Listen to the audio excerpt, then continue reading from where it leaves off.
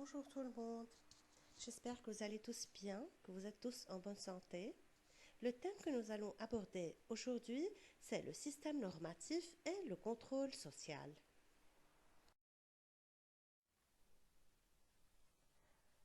Comme nous l'avons déjà expliqué, dans chaque société, il y a des valeurs et il y a des normes. Les valeurs se présentent comme un idéal qui organise le comportement de l'homme dans la société, comme par exemple le respect, la foi, la paix, la politesse. Donc, ce sont des notions déjà acquises auparavant. Donc, à chaque valeur doit correspondre une norme. Lorsque je dis respect, je dois dire en parallèle céder la place à une personne âgée. Lorsque je dis la foi, je dis en parallèle prier. Lorsque je dis la politesse, je dis en parallèle dire bonjour. Lorsque je dis par exemple la propreté, il faut dire en parallèle qu'il faut par exemple se brosser les dents chaque matin. Donc voilà, à chaque norme correspond, à chaque valeur, excusez-moi, correspond une norme. Les normes sociales sont donc des modèles de conduite, des modèles de comportement auxquels un individu doit se conformer dans une société. Donc, ces normes-là sont sanctionnées socialement. Les normes s'appliquent à la société ou bien à un ensemble de groupes, aux groupes sociaux, comme par exemple la profession, l'organisation. Les normes sociales mettent en œuvre les valeurs, comme je viens de le dire par les exemples que je viens de donner.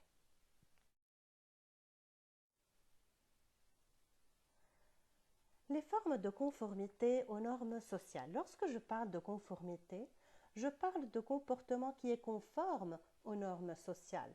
Donc, je me comporte conformément et suivant les normes de mon groupe ou bien les normes de la société.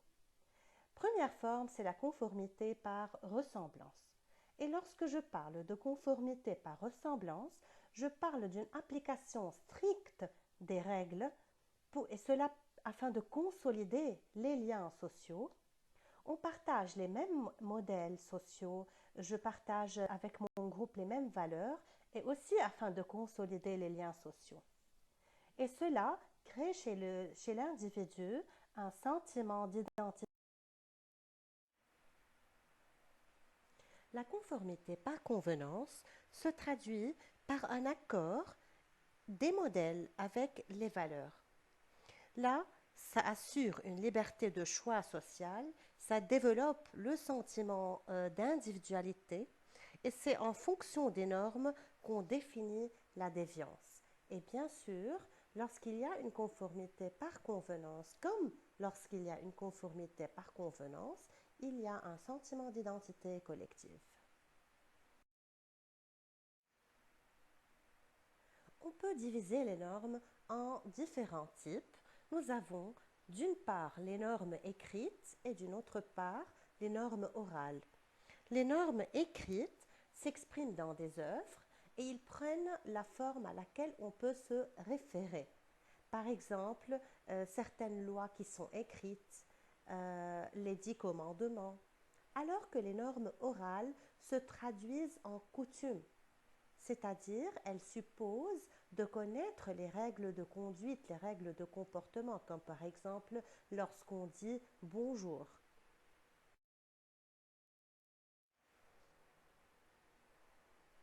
Il y a aussi les normes de proscription et les normes de prescription.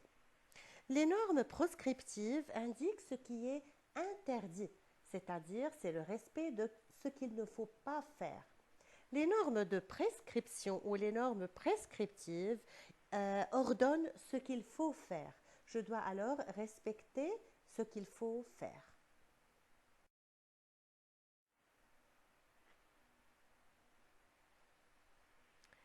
On se réfère toujours aux normes dans une société, les normes en vigueur, pour juger si quelqu'un est normal dans son comportement ou anormal. Il y a alors des normes sociales qui exercent leur fonction de deux manières. Premièrement, par le consensus et deuxièmement, par la contrainte.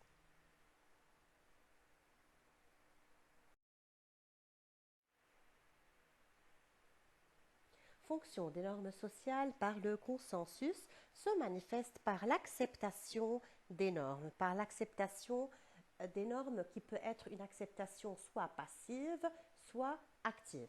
Lorsque l'acceptation est passive, on aboutit au conformisme, alors que lorsque l'acceptation des normes sociales en vigueur est active, on valorise la norme et on la justifie, et cela se pratique par conviction. Je suis convaincue que je dois me comporter de cette façon, alors l'acceptation est active.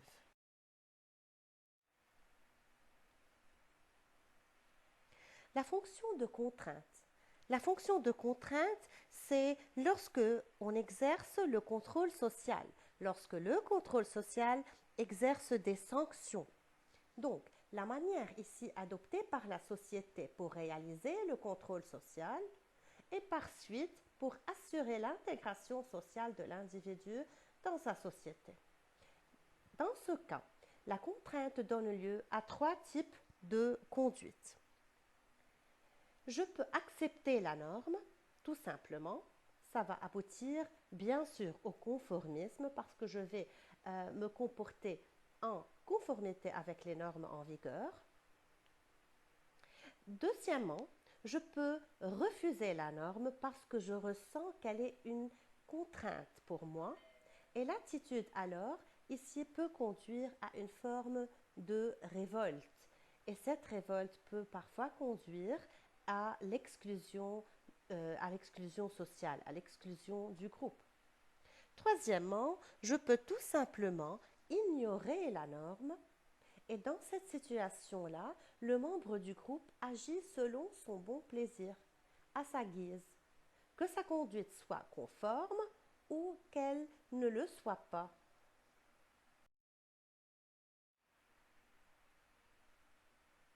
Les normes sociales ont pour fonction de favoriser le contrôle social.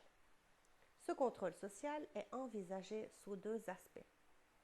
Je peux imposer une certaine conformité aux normes et cela va conduire l'individu à accepter la norme par peur du châtiment. J'ai peur d'être puni, alors je me comporte d'une façon conforme.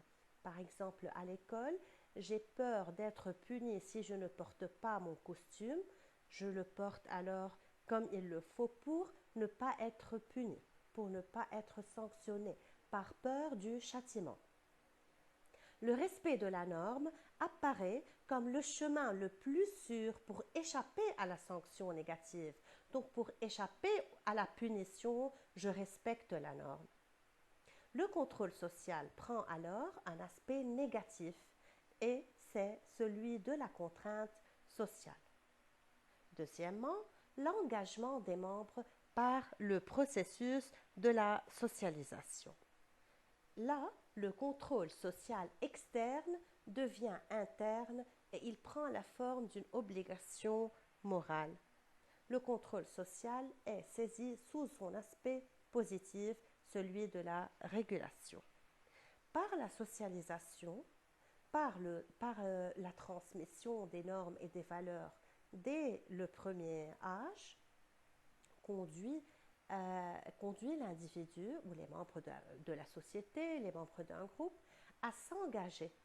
Donc, ils peuvent là respecter tout simplement les normes parce que, grâce à la socialisation, ces éléments socioculturels se sont intériorisés, ils sont devenus internes. Obligatoirement, je dois arrêter lorsque le feu rouge est allumé. C'est quelque chose qui est devenu interne. Le contrôle social est saisi là sous son aspect positif.